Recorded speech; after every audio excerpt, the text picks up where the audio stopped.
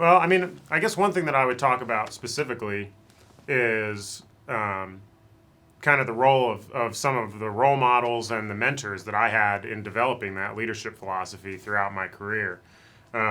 Because in particular, the first commanding officer that I worked for was he was a former first class bosun mate who went to officer candidate school, and then became the CEO of a cutter.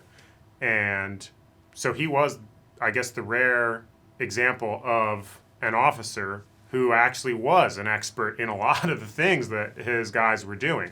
But even though he had that expertise and really could teach people a lot and do a lot himself, and he could have forced people to do things more his way if he'd wanted to, because he could have said, hey, I'm an expert, I'm a former first class bosun mate, I know how to do this, that, and the other thing.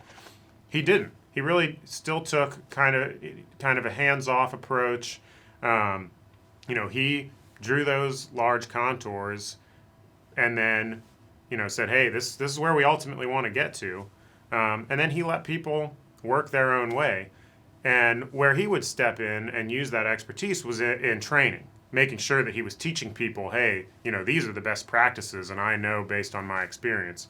So I was able to take a little bit of that from him.